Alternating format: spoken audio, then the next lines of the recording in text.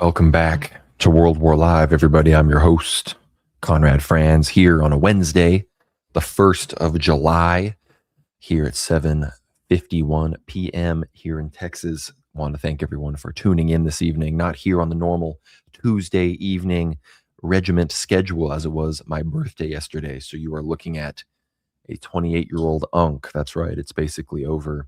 I should basically just retire now at this point because my prime days are long behind me, and I should really just find the nearest nursing home with the nicest pasture out back for them to roll me out into and just put me out and put me out of my misery, right? But I want to thank everyone for tuning into the show. It was a good day yesterday. Had a good time with some family, some friends the night before that. So all things are good here under God's firmament here in the World War Now bunker, as it were. It's Wednesday, so I'm wearing a wacky Wednesday. So I'm wearing a non-World War Now the World War Now sweatshirt is standing by. So we are not, there's even a World War Now hat is there right behind me there. So we're still in the presence of the World War Now merchandise.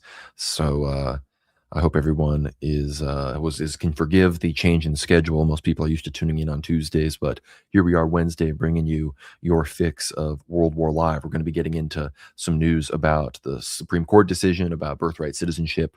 We're going to be discussing the situation in Iran with the Strait of Hormuz, with the negotiations supposedly happening in Qatar, the Lebanon situation, obviously, as well as the SSPX consecrations that went down today, as well as a few other issues. So thank you, everyone, for tuning in. If you have any questions, please send in a super chat.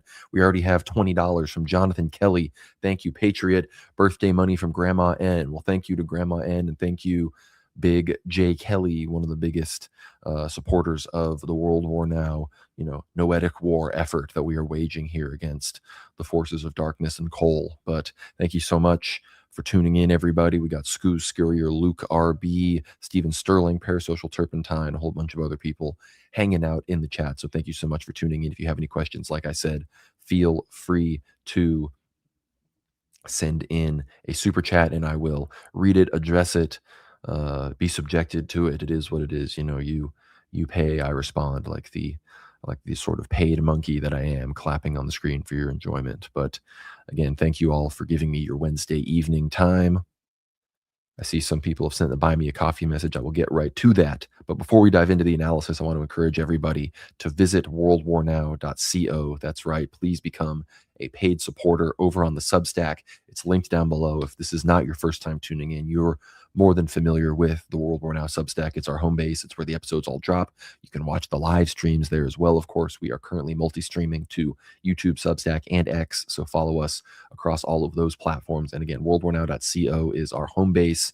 I hope that everybody can visit us there. And if you want to support us more so even than super chat and get behind the paywall at World War Now, consider supporting us. It's really not that expensive, $7 a month, even less. It's $6.50 a month if you do the $75 per year subscription. So if you do $75 a year, you get the full suite of Ether Hour episodes, as well as access to our Q&A threads. For example, our most recent Ether Hour was one of our Q&As where we answer in-depth supporter questions about a whole host of issues, our thoughts on Metropolitan Hilarion Alfeyev, Christopher Columbus and the miracles surrounding his discovery of America, more St. John Baptist's information, some early other American Orthodox explorers like St. Brendan the Navigator and others, a whole host of other incredible issues, our opinions on air conditioning, whether or not it is based or cringe. So be sure to check that one out.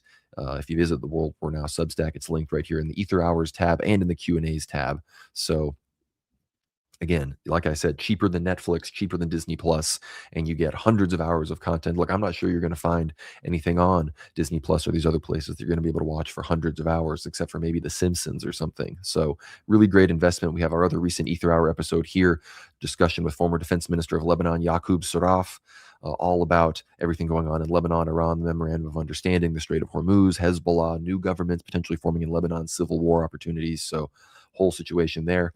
Obviously, we have a show with Jim Jatras just the other week. He discusses the future of America, Trump, Iran, the war and everything. So many other incredible shows, a show with the Holy Wisdom YouTube channel, a show, we have our series about Rasputin. We have a recent show with Nick Griffin, former leader of the British National Party, member of European Parliament, Mike Painovich, Luigi, someone we all know and love. So huge amounts of incredible content on the World War Now Substack. So visit that over at worldwarnow.co if you want to support us more. If you're already a subscriber at the Substack, or you want to just give a one-time payment, visit us over at Buy Me a Coffee at buymeacoffee.com/World War Now. Someone said there was a new message on the Buy Me a Coffee. I'm not sure if I've seen it. I'll be sure to check on the other end here. Someone says here, I hope you had a good birthday, many years. Thank you, Luke. What about the new Greek ID system is spiritually dangerous? What would a system like that look in the USA or other parts of the world? Well, that's a good question. And obviously, I'll give a brief answer, but you're going to be very happy with the Ether Hour episode from this week. And I'll give everybody a sneak preview. We are doing a show this week. We already recorded it. It will be posted tomorrow. I've scheduled it, 10 a.m. Central Time. Our episode with Maria Z, all about digital ID and what St. Paisios prophesied about it. So we talk about St. Paisios prophecies, all of the new digital ID legislation being pushed through in all sorts of states, Republican, Democrat, and elsewhere at the federal level, at the state level, in the EU, in the UK, Australia, all the places. So that's our upcoming Ether Hour episode. So if you're looking forward to that, if you want to learn all about digital ID from an expert, I mean, Maria Z, if you don't know, from Z Media, fellow Orthodox Christian, one of the best voices against technocracy, mark of the beast. That's one of our big discussions, is the technology that will facilitate the mark of the beast, quantum dot. That is our upcoming Ether Hour episode with Maria Z. So you will get a very extended answer to that question, Luke, later on this week. But again, it is all a precursor to the Antichrist beast system. It is it's getting us used to the amalgamation of information, or eventually, everything will be so difficult and complicated. You've got your insurance information, you've got your bank information, you've got all the tax information you have to keep up with, you've got all your different logins for all the different services you use. I mean, I use all these other services for the online aspects and financial side of World War Now and everything. So, the temptation to consolidate all of that into one account, into one card, into one passport, this sort of thing will be very tempting. But then next thing you know, you'll be forced to make more and more compromises. I mean, just like the COVID vaccine was a type of the mark, you couldn't buy or sell at certain times. I went to New York and had to use a fake vaccination card in New York City when I was attending a friend's wedding so that I could go eat inside of restaurants. And obviously I didn't get the vaccine, but it was easy. I had to find a real batch number and use the card in case somebody wanted to run it or whatever. So that really occurred. We all experienced that. And just imagining that getting extended and more invasive, and eventually you'll basically have to, deny the divinity of Christ, or, deny that you are a lover of God and Orthodox Christian to partake in this system. And, who knows, maybe you'll be able to fly if you get the mark and consolidate everything into the system, and it'll be very tempting. But we as Christians can't do that. But huge discussion on that upcoming tomorrow at worldwarnow.co. But if you want to support us at Buy Me a Coffee, visit buymeacoffee.com/World War Now. Also want to give a big shout out to one of our sponsors, really our only sponsor, Antelope Hill Publishing. At antelopehillpublishing.com. Check out their new publishing, a new book, actually, The Conquest of the State by Ramiro Ledesma Ramos. We've translated from Spanish, so check that out. They have selected speeches of Mussolini. They, of course, have the third volume of Culture of Critique by Kevin MacDonald, published exclusively through Antelope Hill, which you can find right here. Ebooks, regular books. They have their American Patriot Hezbollah patches that you can buy. And again, the most important thing, remember, if you use code WWN at checkout, you can get 10% off. So visit antelopehillpublishing.com. Should be linked down below. If not, I'll be dropping it in the live chat. But if you visit antelopehillpublishing.com, you will be able to get 10% off all of your orders, all of your products with code WWN. So remember that code WWN at checkout at antelopehillpublishing.com. So thank you all so much for hearing the pitches. Again, worldwarnow.co is really the home base. If you're going to do anything, check that out there. Listen to the full versions of our Ether Hour episodes, our Q&As, our interviews, as well as get the news analysis directly in your inbox, the free weekly World War Now episodes first. They get posted there 12 to 24 hours before they get posted on YouTube. So another big bonus of being over on the Substack. But locking in, again, I'm 28 years old. It's over. I'm UNC statused up. Spent some good weekend time. So obviously, I'm not going to beg for charity, but any support, any birthday messages are greatly appreciated. Jonathan Kelly and Luke have greatly appreciated. $10 from Luke, by the way, for that super chat. So thank you, Luke. Thank you, Jonathan, for the birthday wishes and the super chats. But this past week, I guess we'll get into some of the World War III discussion first, and then we'll get into SCOTUS and the other stuff. But from antiwar.com, it says here, Qatar says that U.S. officials in Doha will not hold direct talks with Iranians. Qatar's foreign ministry said on Tuesday that U.S. envoy Steve Witkoff and President Trump's son-in-law Jared Kushner, who have arrived in Doha, will hold talks with mediators but will not meet directly with Iranian officials, contradicting Trump's claim that Iran had requested a meeting in the Qatari capital. Mr. Steve Witkoff and Mr. Jared Kushner are here in Doha to meet with mediators, with Qatari officials, and with talks. And the talks will be around all regional issues, including, of course, negotiations with Iran, but also including Lebanon, said Foreign Ministry spokesman Majid al-Ansari. They're not here for their negotiations with the Iranians. To the best of my knowledge, there are no direct meetings scheduled between the two parties in the coming days, he added. Trump claimed that the meeting would take place on Tuesday, while Iranian officials denied his statement. Trump administration officials are now telling media outlets that the U.S. and Iran will hold indirect negotiations on Wednesday, with a senior U.S. official telling reporters that they expect the U.S. and Iranian delegations to participate separately in technical talks with mediators from Qatar and Pakistan.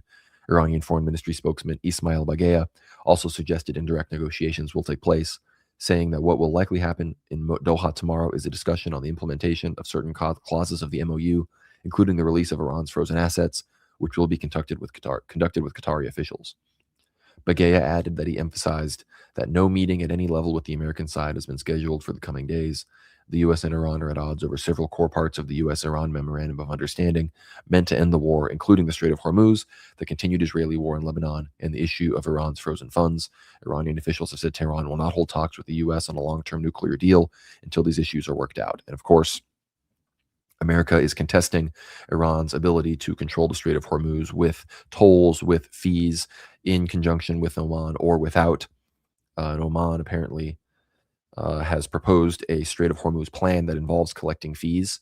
The New York Times reported on Tuesday that Iran and Oman are moving forward with a plan for the Strait of Hormuz that would involve collecting fees for ships transiting the waterway, despite the U.S. expressing vehement opposition to the idea. Sources told the paper that Oman recently delivered a formal proposal to the U.S. and other Western states outlining a plan in which shipping companies would pay service fees to use the strait. Some of the sources speaking to the Times said the toll would be voluntary, while an Iranian official said it would be obligatory. Omani Foreign Minister Badr bin Ahmad al-Busaidi said this week that Muscat opposed tolls for transiting the strait, but said the fees for maritime, environmental, and navigational services could be discussed voluntarily. Sounds exactly like the Bosphorus and Dardanelles, like I've discussed before. There's no sign of Iran backing down on its demand for an arrangement where it collects fees from ships transiting the strait, a consequence of the war President Trump launched with Israel on February 28th. Iranian officials have said they want to cooperate with Oman on the issue, but that Iran is willing to move forward on its own if needed. While the U.S. is strongly opposed to fees, the U.S.-Iran Memorandum of Understanding only rules out fees for the first 60 days after it's signed and doesn't establish any long-term rules.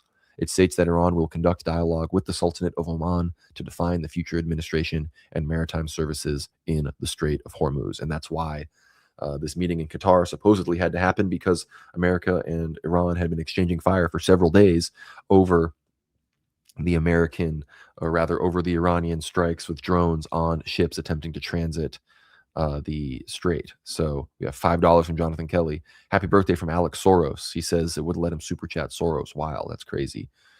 I don't even want to say it. JTube is at it again. Really, no surprise, but it's crazy that we still have to endure that level of nonsense here in the era of X and Rumble and whatnot.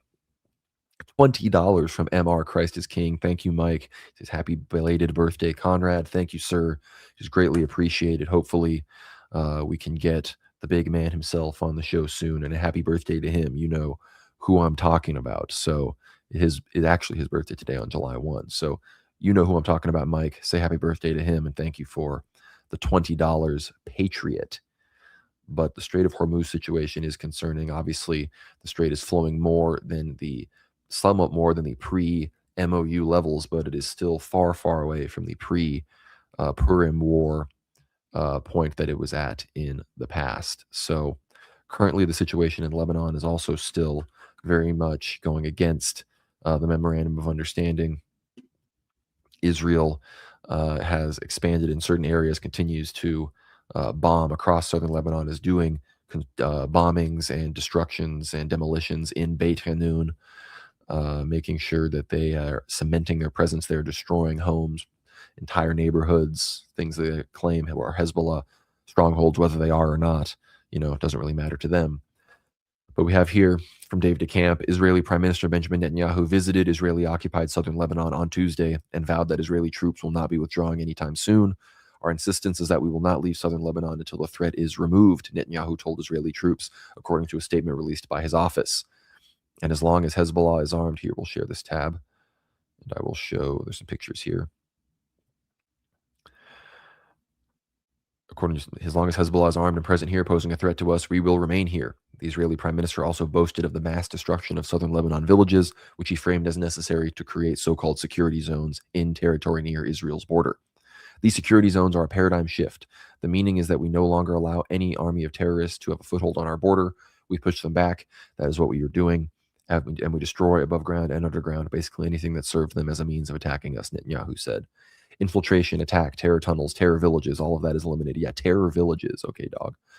This is the directive. Leave nothing behind, and you are doing that, the Israeli leader added. A day earlier, Israeli Minister Israel Katz, who joined Netanyahu during the Lebanon visit, said that Israel decided the Shia villages in southern Lebanon must disappear, and that no civilians were allowed to return to the areas Israel has destroyed. Both Netanyahu and Katz have maintained that Israel won't be leaving Lebanon, despite the new agreement signed between Israel and Lebanon, which has been strongly rejected by Hezbollah and other political factions in the country, since it allows Israel to continue its occupation. The deal threatens the implementation of the U.S.-Iran Memorandum of Understanding, which states that all military operations in Lebanon must end and that the territorial integrity and sovereignty of Lebanon must be ensured. So, the Memorandum of Understanding is being openly violated by Israel. The Joseph Ayoun negotiated deal with Israel have been completely ignored as well. And hold on, I'm trying to find the recent statement here.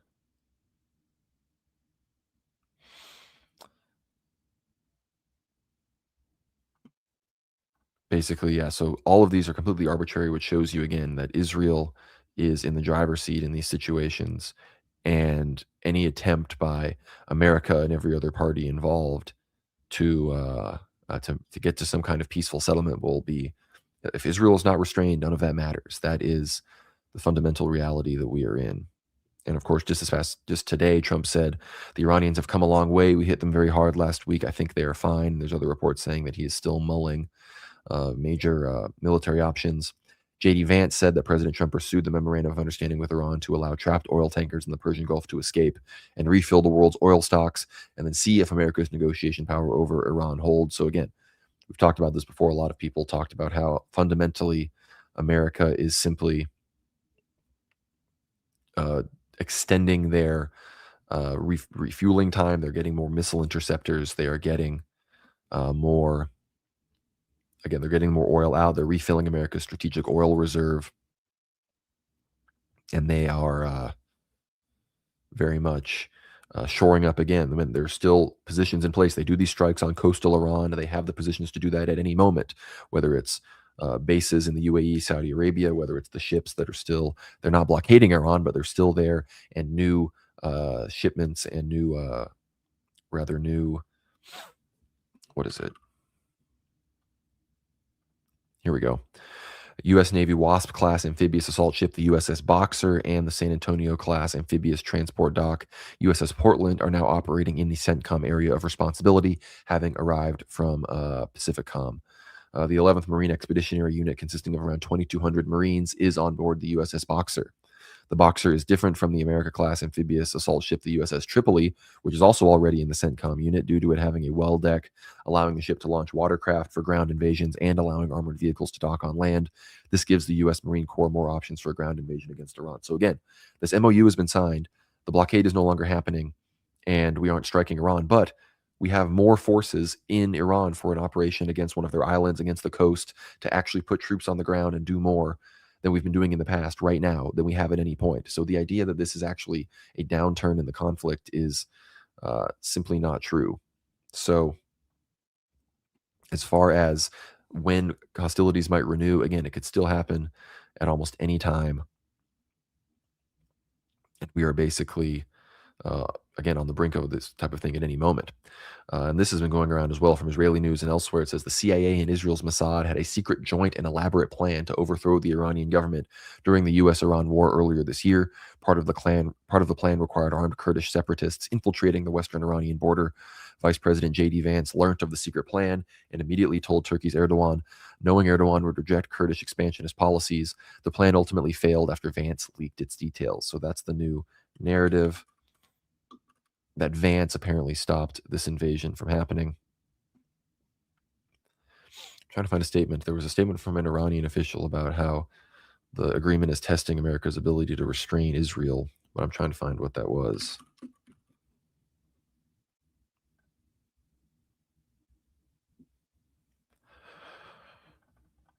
I'm trying to find that. Rein in. Oh, well, not finding that. Either way, it was said. It was somewhere.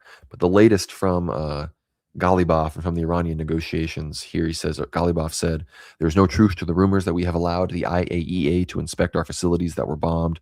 We have pledged to grant the IAEA the opportunity to inspect the Bushehr power plant and the Tehran research reactor. So again, the Bushehr plant is a civilian plant. Tehran reactor is university research reactor as well. So these are nothing to do with the centrifuges that are enriching or creating the highly enriched uranium. These are not the sites at Isfahan, Natanz, and Fordow, the sites that were bombed in Operation Midnight Hammer. These are not the same things. So Iran has not conceded on any of the nuclear agreements so far at all. The nuclear negotiations aren't even occurring. However, Ghalibaf says, speaking on his upcoming visit to China, he says, my mission on my upcoming visit to China is to upgrade Tehran-Beijing ties to a strategic partnership. And I'm forgetting my diplomatic language right now, but strategic partnership doesn't always, I believe, include defense agreements, but it can. There are strategic partnerships, I think, that have signed certain defense agreements. I think, Pakistan, Saudi Arabia, to a certain degree, right? So that is the latest regarding Iran, regarding Lebanon. Again, the latest from, we got live UA map pulled up.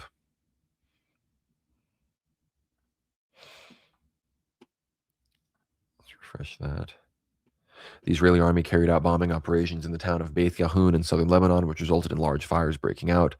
So that was only 4 hours ago. And there were major demolitions there too. So much for the ceasefire. Great job, Joseph Ayoun. We've agreed to disarm Hezbollah. We're inviting the U.S. to help them do it.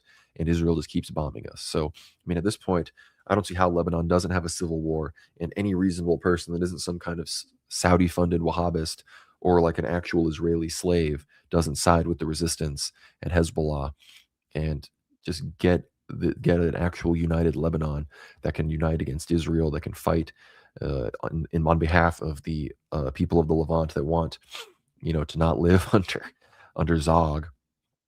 I think that would be something that is much more amenable right now to the situation than the horrible Joseph Ayoun, Nawaf Salam government that Lebanese people are currently being subjected to. But if anyone has any questions about the Middle East, specifically World War III, everything going on there, feel free to send in a super chat. We discuss the prophecies of World War III as well with Maria Z. She's very familiar. If you haven't watched my show with her, on her show all about the prophecies, we will be sure to have that linked tomorrow in the below in the show notes for my episode with Maria Z. So check out my discussion with her. That was a few months ago, all about the World War III prophecies, the Orthodox saints, and what's going on in the world geopolitically right now. So be sure to check that out. But now we're going to talk a little bit about what's going on with the SCOTUS decision. So let's dive in here. I had this tweet, and this was in response to, of course, Ram Navarum. The ruling was 5-4 on the 14th Amendment and 6-3 on the Congressional Citizenship Statute. Roberts was joined by Sotomayor, Kagan, Barrett, and Jackson, with Kavanaugh concurring in part on the statutory question. So that's a 5-4 ruling with on regards to the federal legislation against birthright citizenship being overturned. So Trump, his executive order, overturned birthright citizenship. And on the 14th Amendment, it was a 5-4 ruling. So Kavanaugh didn't agree that the 14th Amendment restricted Trump's executive order, but current federal legislation. So basically, That 5-4 decision is against not only Trump's executive order, but against Congress even making any kind of legislation that would restrict birthright citizenship. The 6-3 decision is, of course, on the federal legislation. So a 6-3 decision went against the executive order. So there's almost no way to restrict birthright citizenship at this point. Not even if federal law passed through the House and the Senate and signed by the president would be upheld with this environment. Amy Coney Barrett would go against it. She believes that everybody in the world is a potential American. She believes that everybody is literally every person in the world can come to this country, give birth, and those people they gave birth to are now just as American as me, as George Washington, as anyone. $5 more from Jonathan Kelly. We need more crossover episodes in general. Of course, it's a big point. We need more people. If you have a favorite other podcaster or show, whether they're Orthodox or not, geopolitical or not, please get in their comments and ask and discuss having me on the show. It's one of the best ways to grow the show is to have me on. Thank you, Jonathan, for bringing that up. So Joe Rogan, even be in the comments. Say, if he always makes those posts, who do you want to have on the show? Tag me on Twitter. Say Conrad, Franz, World War Now. I live in Austin. It'd be super easy for me to get on the Joe Rogan podcast. So check that out. Check in the comments, World War Now, Conrad, Franz. You know what to do. So that's one way to really help us out. But again, the situation with the Supreme Court, it is not looking good. Birthright citizenship, the fact that anyone born on this land, regardless of if their mother just swam over the Rio Grande Valley 5 seconds ago, are now an American citizen.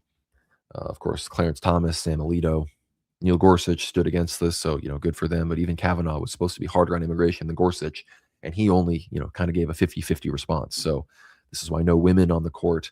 It was literally all women versus the men on the 5-4. It was Sonia Sotomayor, Ketanji Brown Jackson, Elena Kagan, and Amy Coney Barrett, the 4 women on the court, versus Kavanaugh, Gorsuch, Alito, Thomas, and Roberts cucked as well. So Roberts cucked with all of the women, and then the other were men. So no more women on the courts, no more centrists. We need people that are minimum equal or to the right of Alito and Thomas. But it's too late. Trump got 3 Supreme Court justices appointed. I mean, look, you may not agree with everything that he says, but can't deny that Nick Fuentes was spitting here. And this is what I agree with in this regard.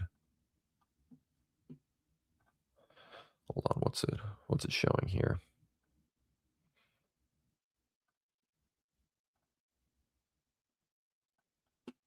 Think about it.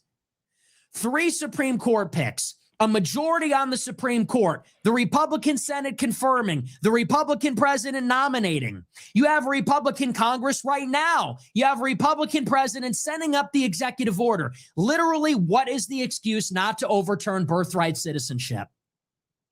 Who do we have to blame?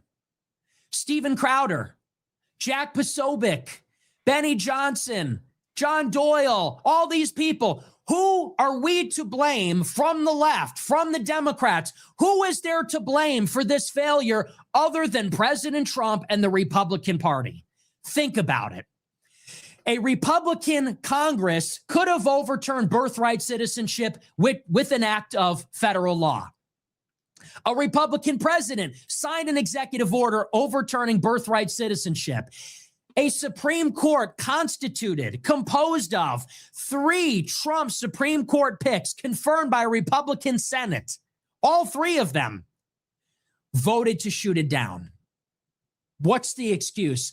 You can't blame Democrats for any of this. Democrats had no say in the selection of these judges, no say in the confirmation of these judges, no say in a hypothetical federal statute, no say on the executive order.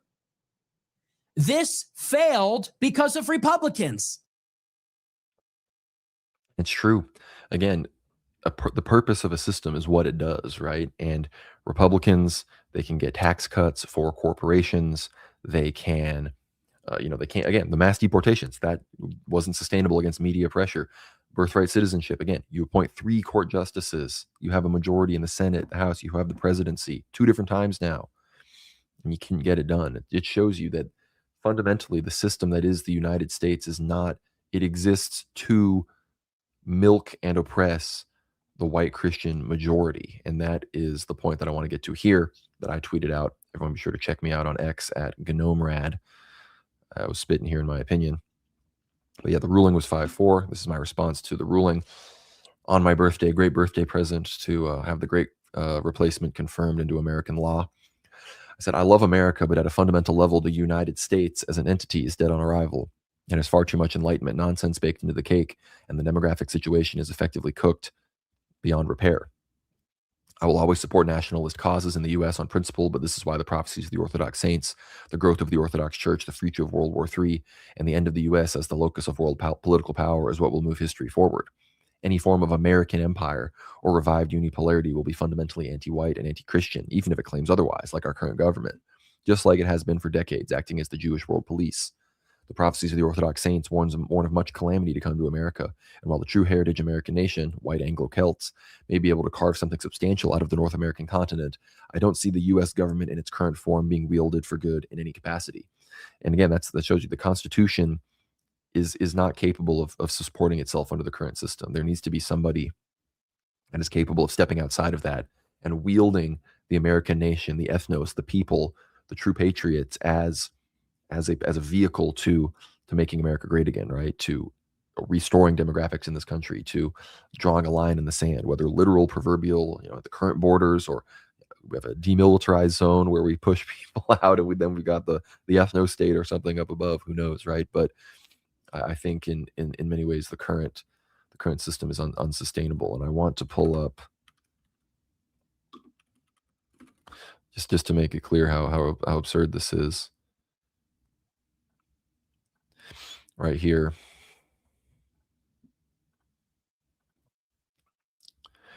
In her concurring opinion for the Supreme Court's ruling reaffirming birthright citizenship, Justin Ketanji, I can't even read either. I'm Ketanji Brown Jackson. I can't read.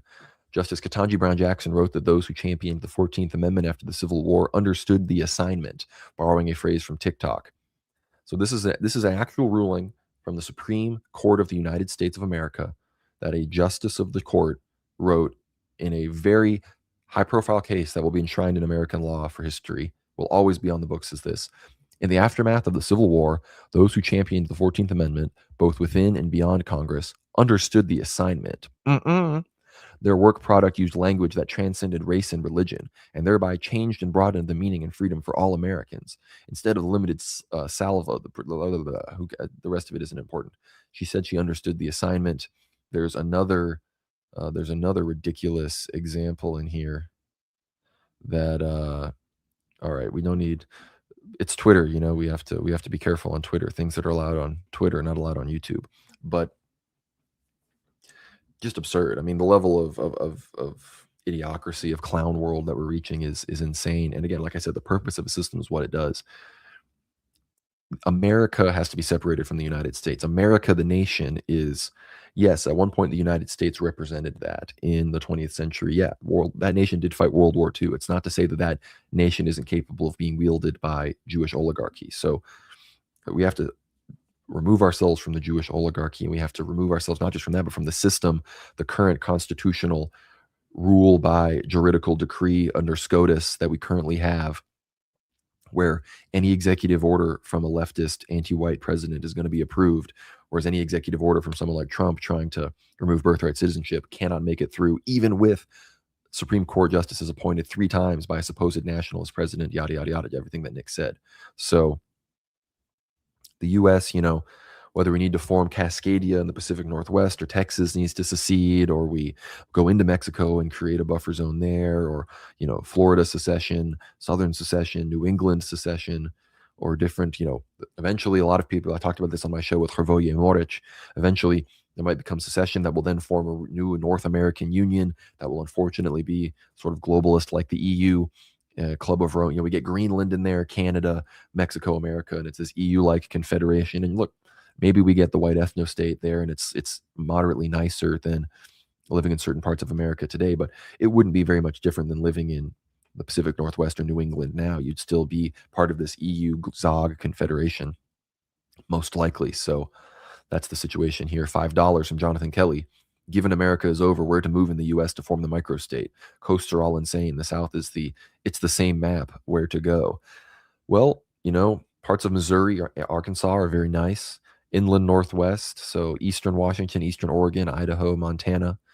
It's really one of the best places to be. Lots of Texas, I think, is still possible.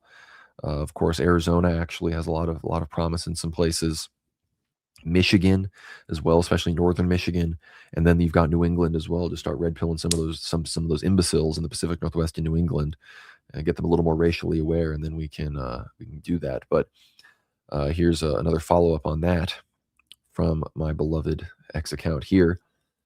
I say, Lord Jesus Christ, have mercy on America, and I quote tweeted my take before with some perspective. This is from Elder Ephraim, Yeronda Ephraim, Saint Ephraim of Arizona. It says, in America, who is sinking in secularization, in demonism, and worship of the flesh, at that time, many people will take shelter when the difficult times of decay arrive, and America will no longer be a superpower. So that's what we're experiencing right now. Remember, Elder Ephraim reposed in 2019, a few months before COVID began, and he also prophesied the vaccines and whatnot. From Eldris Galactia, it says, in America, the worst of all awaits her. Poor America. She talked about earthquakes, volcanoes, eruptions, all these sorts of things befalling America. A variety of events to happen, sicknesses, earthquakes, floods, and a massive war. After all this, there will come a great peace. And these events that will come, wars, and the ones that will follow, migration and disease, will lead many, many people with good intentions, not only to repentance, but to the knowledge of the truth of orthodoxy. And that's Metropolitan Neophytos, rephrasing or speaking of the prophetic ways that his spiritual fathers, St. Porphyrios, St. Paisios, and St. Iakovos, spoke about. So again, a good point that Luke is making, Jonathan, about where to go. Obviously, Orthodox monasteries are a great place to establish a community with in these times, to make sure that the liturgy can be part of a liturgical cycle, receive the sacraments. That's not to say monastery supplements parish life, should be part of a parish as well, but many Orthodox Christians find it beneficial to cultivate a relationship with a monastery they can go and retreat to, as it were. So that is my perspective on America and the Great Replacement. Yeah, maybe stay away from Yellowstone. Mount Rainier. We hope that the monks at All Merciful Savior in Vashon Island are okay. They're good friends of the show, so hopefully God protects them in the midst of any Rainier eruptions. But yeah, outside of that, I think there's a lot of good places. Central Florida has some good places as well. Florida, not the greatest demographically, especially in the South, but maybe we can draw a line, in Southern Florida, sort of circumcise that wiener and have people down there in the Keys, and then the North is for the civilized, the white man. But Central Florida, the monastery there, beautiful, beautiful place. I would love to visit someday. But moving on to one more final piece of news before we discuss the ethno-guesser situation. I gotta say, I agree with our boy Jay Dyer on the SSPX consecration. He says the SSPX consecrations prove the SSPX is obviously still a schismatic group, given the clear Vatican I and Second Millennium Latin position of the necessity of papal approval for all consecrations. SSPX attitudes betray the older Frank traditions of synodality versus Vatican I being a novel dogmatization of Second Millennium evolution. And for those that don't know, the SSPX, the Society of St. Pius X, the traditionalist papist group, they decided to consecrate 4 new bishops without papal approval. So that is what happened. If we want to, let's take the perspective of a traditional Catholic who is not pro these. This is what this is the most pro SSPX Catholic that isn't SSPX was saying. So let's have that pulled up. Morning with Kennedy Hall. I am an advocate for the SSPX. Had a great phone call this morning with Kennedy Hall, the guy who literally wrote the book SSPX Defense, to talk about these things. But I am concerned about the prudence of doing this early in the pontificate of Pope Leo. I look back and I say, during Pope Francis, we had a lot of things that were going down, and that didn't trigger consecrating 4 new bishops. And then we're not even 9 months into the first year of Pope Leo, and it's like, we're doing this. I am concerned about the prudence, and maybe I'll be proved wrong in the future. Like, wow, Marshall was such an idiot. Look how this worked out so beautifully in God's providence. I question the prudence. and the way it's been articulated and the way it's been presented to the public, I think that the mode and the timing will lead to negative effects, not just for the SSPX, but for all different kinds of groups. And for that, I am concerned. So my number one would be that the SSPX would work to foster a friendship with Pope Leo and perhaps wait past the year, perhaps hopefully wait until we don't have Cardinal Fernandez as the prefect for the dicastery. So my number one preference as a dad on a webcam from themselves is, because we did this under fear of necessity. I was trying to see him reacting to the actual consecration. It occurred in Icon in France at the SSPX seminary there.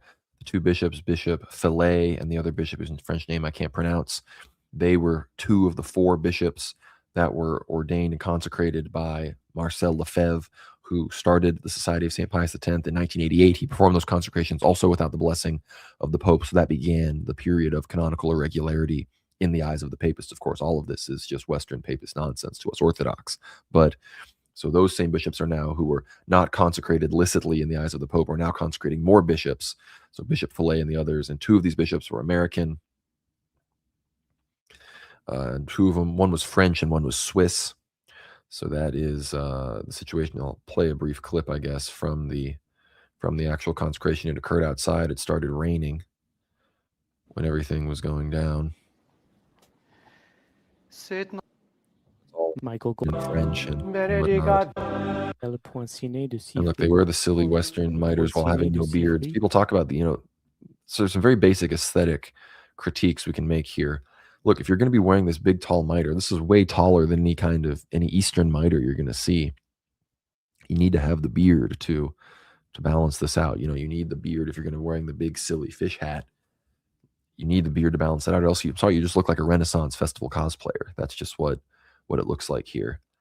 And this is the most reverent papist celebration you're going to see. And it's not even regular, right? This is going on without the Pope. So their top liturgics occur without the blessing of the Pope. And there's a moment where, these are all the different bishops, blah, blah, blah. But there was a moment where they read a letter that was supposed to be in a normal consecration in papism. They would have read a letter from the Pope saying that this is apostolically ordained, but they didn't read that. They read a whole statement about how we can do this because apostasy and the church is heretical, all this kind of stuff. So we have to do this. So again, the largest bastion of traditional Roman Catholicism inches closer and closer to full excommunication. And in the coming days, stay tuned to World War Now to keep up with this. In the coming days, the Pope may fully excommunicate all SSPX, anyone who's under these bishops who recognizes these consecrations. So all the clergy, the priests, and the bishops. There's now 6 prelates in the SSPX, because 2 of the 4 bishops that were ordained at that one time by Lefebvre have since left the SSPX and then died. Bishop Richard Williamson, among others, went on to be parts of Sedevacantist conclaves and have since reposed, or are still part of those Sedevacantist conclaves that reject the SSPX entirely and believe that there is the current see of Peter in their eyes is sede vacante, is vacant. So the SSPX still does at least consider Pope Leo to be a valid pope, even though they're just openly disobeying him and completely going against Vatican I, which they claim to. Again, these guys claim to be the number one papal supremacist. These guys believe in the supremacy of the Pope more than the Pope himself. They believe Vatican I, you can't do anything without the Pope. Taylor Marshall on his stream today was reading these quotes from Pius IX about how anyone who doesn't affirm the supremacy and the reverence the Pope is a schismatic. And these SSPX are doing just that, openly schismatic behavior according to their own system. But they'll still lecture you online about, the Pope, you have to submit to the Pope, you have to submit to the Pope. Well, these bishops are just as valid in the eyes of the Pope as my bishop, quite literally. According to Vatican II, my bishop has valid ordination and consecration. Patriarch John of Antioch, Metropolitan Saba, and these guys are, I guess, valid in some capacity because they come from a bishop who was consecrated validly by Lefebvre, but in argument, it's almost less valid and less licit than even the Orthodox are. So these same people, these same LARPers are going to lecture us about submitting to the Pope in Rome when they're doing just the opposite thing and maybe on the very verge of getting excommunicated entirely. $5 from Jonathan Kelly. Well, papists are LARPers. Yeah, these guys are. Look, I have some respect for these guys. Many of these people know Latin. They're deep in theology and their tradition. Some of these people may have never really been exposed to the truth of Orthodox theology, of the essence energies distinction of Gregory Palamas, of true hesychasm, and then the Cappadocian mind of the church. But unfortunately, they are even within their own system, they are LARPing. They are trying to be part of something that has clearly long gone away, and their own system has stamped out with the heel of the papist boot. And this is one of the only reasons I support the existence, perhaps, of some kind of Western Rite. If we were bringing in this, if we brought in the SSPX en masse into Orthodoxy, we would have to accommodate them with some kind of Western Rite for a time and really have a long dialogue about what the future of liturgics in an Orthodox West, with an Orthodox Rome potentially would look like. So I will leave that question to those more expert than me. But while we're here with all these viewers, I want to encourage everyone to ask any questions you want via Super Chat. I will answer and address them. I want to encourage everybody to not just support us at worldwarnow.co. I should have shouted this out earlier, but also check out Dimitri's latest publication, the new translation from fascinating esoteric discussions on the nature of war, of modern Chechen wars and whatnot. Really incredible stuff from one of the biggest Russian patriotic writers, Nicholas Kozlov. So check this out, The Bear and the Wolf, really great stuff. A new Dimitri translation. So I hope everyone can check that out, get behind the paywall, listen to the latest Ether Hour Q&A, and get ready for our episode tomorrow with Maria Z. It's going to be a fantastic week of content. We've got some other big stuff, some guest appearances coming up soon. Andrew Palamos, $4.99. The SSPX nonsense is all downstream of schism and heresy. Demote the Holy Spirit, and these are the fruits. That's so true. We get filioquism, papism, all this other kind of stuff, and this is what it leads to. You're very right, Andrew. So thank you, everyone, for the super chats, for tuning in. Good stream to come back to after my birthday, but you all know what time it is. It's time to play some ethno-guesser. So here we are, about to lock in. Hope everyone's ready. Get your thinking caps on, get your geography caps on, get your phrenology caps on. Start studying. Thank you for all the birthday wishes in the chat. Everybody prepare to analyze these phenotypes and identify them, because I'm going to need the assistance potentially. Yes, someone said South Sudan. Yeah. If it's Africa, maybe. Oh boy. Oh boy. I mean, this is the problem. This is South America, right? I don't see Franz von Gart in the chat, unfortunately. So hope we have other people tune in. Where in? This has to be South America, right? I mean, this is like, is this like here? Alaska? I don't know, maybe. They don't look quite Eskimo enough. They look too equatorial. Mexican style engines. Chile. Oh no, we got to narrow that down, folks. We got to narrow that down. Ecuador. See, I can rock with some Ecuador.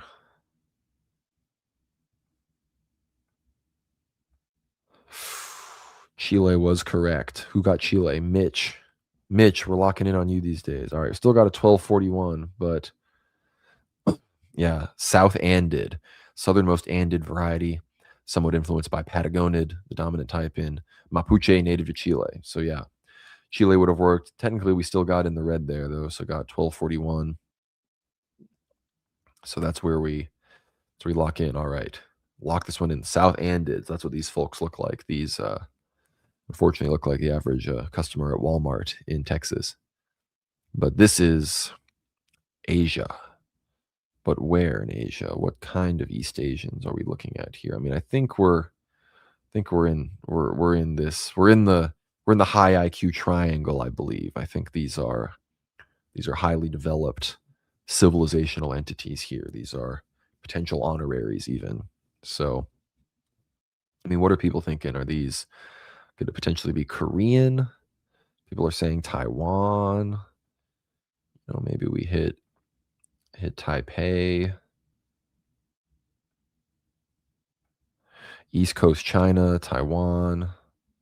All right, let's lock in Taiwan. I guess East Coast China would have been correct, but these are Anamids, South Synod subvariety with less pronounced Synod features that often tend to be very gracile, typical for the old province of Annam in Vietnam. Dang. Jonathan Kelly, $4.99. Further proof we need a biblical races ether hour. That's true. You know, maybe we will. You know, maybe that'll be a good show to have Matthew Pajot on. You know, he's a friend of Anthony Westgate, the Reversion, so we've got the connection there. Maybe we can make that happen. But unfortunate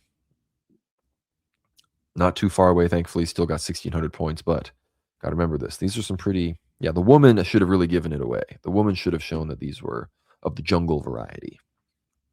Oh, boy. I mean, this has to be like...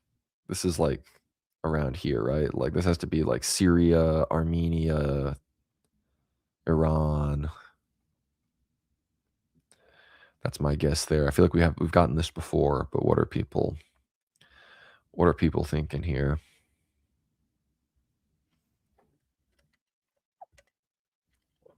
Someone says Azeri. That's Borat. Well, Sacha Baron Cohen would be an Ashkenazim, so I don't know about that. But they definitely, I think, Levantine or Caucasoid. You know, Nakhchivan exclave of Azerbaijan is a good hedge, I think. Is anybody against this? Does anybody have a strong other opinion? I'll give 10 or 13 seconds or so here.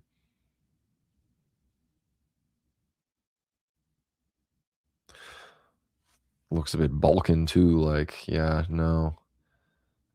Not Slavs, I don't think. Yeah. Iranid.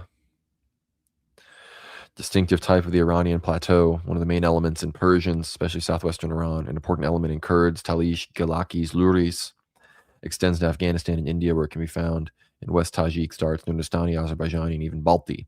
Shows elements of Mediterraneans as well as Arabids. So yeah, I was locked in there pretty much. So yeah, these are Persians. A lot of Iranians look like this, so makes sense. Oh boy. Oh man, is this Africa or is this is it South Pacific or Africa? Someone else has to make that call for me. I can't. My brain's too tired. Papuans or Africans? I feel like these look like islanders. Yeah, Melanesians. So like Solomon Islands, like New Guinea. Yeah. No. Atid. The heck is this? Again, I still got over 1,000 points, but so I should have gone the Indonesian islands near East Timor or on the Philippines. These are dark. Ancient type, of course, it's the ancient types found in the mountains of the Philippine islands of Luzon, Mindanao, and Palawan. Probably developed during the Paleolithic. Similar to Samangids, rare today, usually mixed. Only a few thousand typical individuals from... Okay, so what was this expecting me to do? Drud. Well, remember this one, freaking Atids, whatever that means. Oh boy.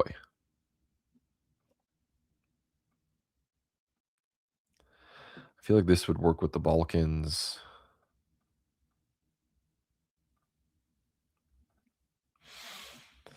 What are people thinking here? Balkans, Turkey, Ponted. The guy looks Balkan, but the woman looks more like Pontic or something. But yeah, maybe, you know. Are these Scopians? Monkedonians?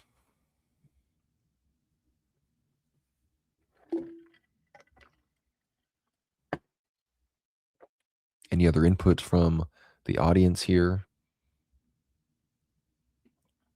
Danube Valley.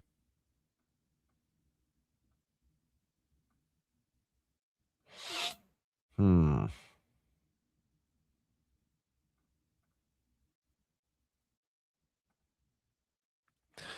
I mean, I'm sort of thinking a hedge like here or so. Yeah, Ponted, just like I said. East Mediterranean subtypes associated with ancient Scythians, Kurgans, and other steppe peoples, common in the Balkans, especially Bulgaria, Macedonia, Greece. Thracian subvariety. Western Turkey, yeah. I got right in the heartland too. I literally freaking nailed it. Next round, all right. Now we're definitely in Africa. I mean, that looks like Fresh from Fresh and Fit. Where is he from? It's like Ghana or something. West Congolese. African forest type intermediate between Congolese, Guineacid, and Sudanid, with a variety of unique features. All right, not too far, but real Cameroon, Congolese car individuals here. So not too bad, not too bad. We're still doing okay. Let's get some points back here, though. All right, this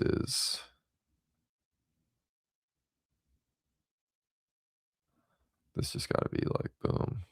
Dang it. Isto-Nordid, East Nordid subvariety. Dang it. Lithuania.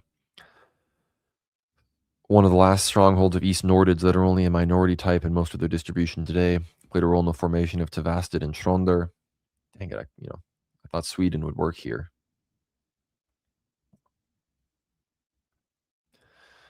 Purist in Western Finns and Western Estonians. Yeah, I just wasn't getting as much of the Finn. Played also Latvians, Lithuanians, Russians, Poles, Belarusians, and in Sweden where it has a Hälsingland subvariety. So I guess I should have gone there in Sweden, or the island there in the middle, but I guess I was still a 38-18, so could have been. But yeah, lock this one in. Isto-Nordid, farther east than you might think. Oh boy, what the heck? Oh man. It's like Germany, or I need help on this one. What are we looking at here?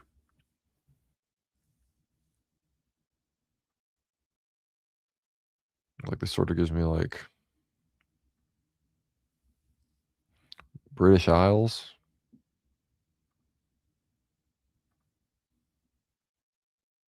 Anglo. All right. Tronder. Oh, I got a 4,400, so we still got a good score. But North European type combines features of Paleo-Atlantid, Hallstatt, and East Nordid. Yeah, so you got to hit Norway, Sweden, or Southern or Iceland on this, or British Islands also works. Got a 4,439, so not too bad. But yeah, these are sort of the more Western variety, sort of what we were just doing. But Trondor, very interesting. Oh boy. Opposite here, down in the subcontinent. I'm tempted to just middle hedge India once again, but what are we thinking? What are we thinking on the Surjanis here?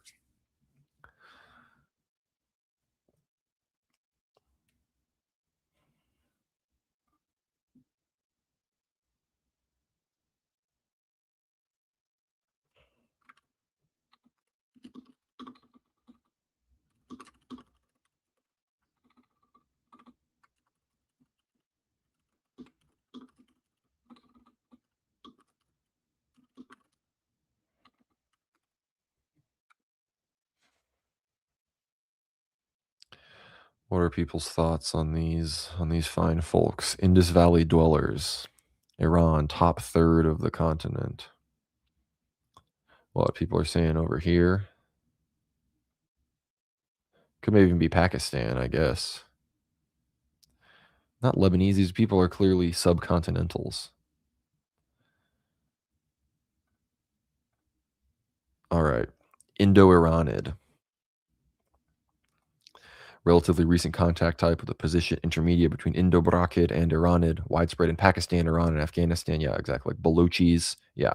Found among the Balochis. That's what I was thinking when I put it right there in the Balochistan region of Pakistan, bordering the Balochistan region of Iran.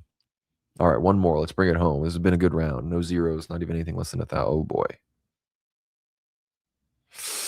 Now, this makes me want to go South Africa. I'm going to be real. Like, this makes me think like down here. But does anybody else have another guess? It will not show Haiti, I believe. This is Africa. I'm going to go around where the pointer is right now, if no one else has any strong conviction on other ideas. No, next 20, 30 seconds on serious guesses, and then I'm locking this one in. I mean, look, it's always tempting to just go Sudan, right? I mean, that might be it. It might be the better call. I don't know if anybody is convicted one way or another, but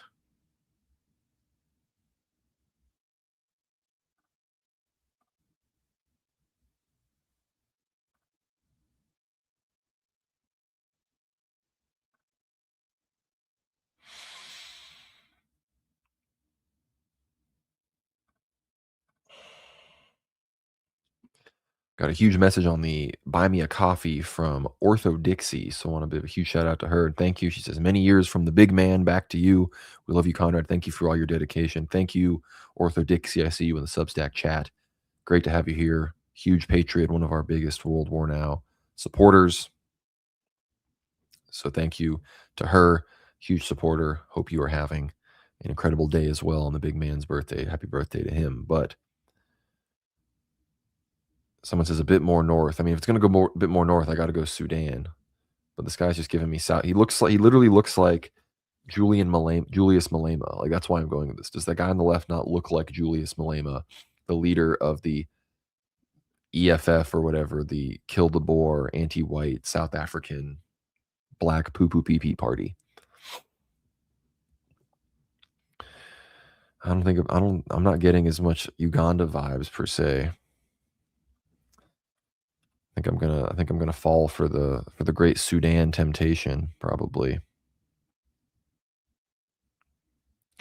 I guess you were right. I still got the 5,000, but African Great Lakes was correct. But I still got the 5K. Top 20% of today's players. That's crap. I got 4 perfect rounds, average of 3473. Dang. Only top 20%. Not good. We got to step the game up.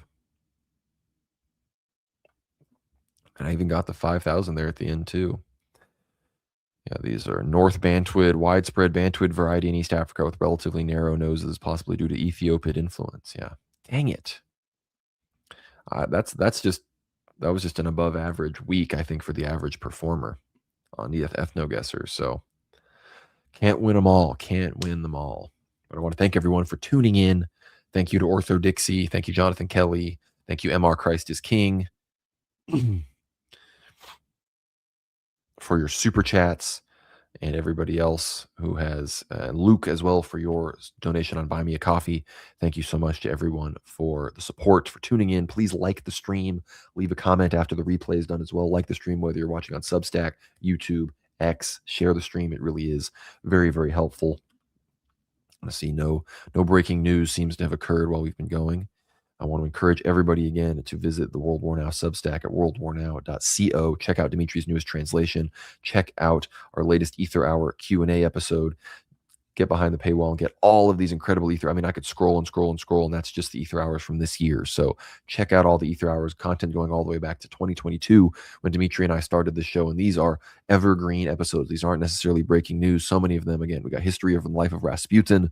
We have discussions all about Georgia, discussions all about Orthodoxy in Lebanon, discussions all about the situation. We have an episode all about Julian the Apostate, for example, with Gregory Hears. So many incredible history episodes, so many incredible interviews with experts all around the world. So get behind the paywall and support us that way. $20 from Jonathan Kelly. Happy birthday from Putin Kirill RT, as per David Wood. It's so true. My supporters, my Russian sponsors are weighing in. Thank you, Jonathan, for being the conduit to me here. Goodbye. I'm still here right now. Hello, Panos. I'm about to sign off, but it's good to see you in the chat, my friend. Good to see everybody here. Again, David Wood, he called my number, right? Russian paid through and through. But you all know, you super chatters are the ones that really make everything happen. I'm entirely viewer funded, so that's the deal. Check us out at worldwarnow.co. Best way to support the show. If you're not already a paid subscriber behind the paywall, what are you even doing? You're not on the team. If you're not ether pilled, as it's called, get behind the paywall and become ether pilled. Listen to all the Ether Hour episodes. If you want to support us more and you're already behind the paywall, or you just want to do a one-time payment, visit the Buy Me a Coffee at buymeacoffee.com/World War Now. One of the best ways to support us as well. I'm going to drop that in the chat too. And I want to remind everybody to check out our sponsors, Antelope Hill Publishing, at antelopehillpublishing.com. You can check out their website right here and use code WWN for all of your Antelope Hill goods and needs. very supportive, very incredible supporter of the show. So again, check out buy the third edition of Culture of Critique by Kevin McDonald and use code WWN for 10% off. So thank you everybody so much for tuning in to this incredible World War Live stream on a Wednesday, not the most common day, but it does happen. It is in the description of the show, so it's not a surprise. People should be prepared for the Wednesday streams occasionally. But again, I want to thank all the super chatters: Jonathan Kelly, MR Crisis King, Ortho Dixie, Luke, Andrew Palamas, and everybody else that tuned in. Thank you so much for tuning in. Father James in the chat wishing me a happy birthday. Thank you everyone for the incredible birthday wishes. I'm 28, no longer a apple-cheeked babe, no more. I'm unk status. But you know, the Norwood's looking good. Norwood 0, still full head of hair, not going anywhere. Had to flex the lack of Norwood tonight despite getting old. So thank you so much everyone for tuning in. Please keep me in your prayers. Keep Dimitri and I, everyone else around the world, the bishops, the priests, the monks, all of those people around the world in your prayers, me included, especially because I need them most of all. So pray for me as I enter this 28th year of my life. Pray that the show could continue to succeed.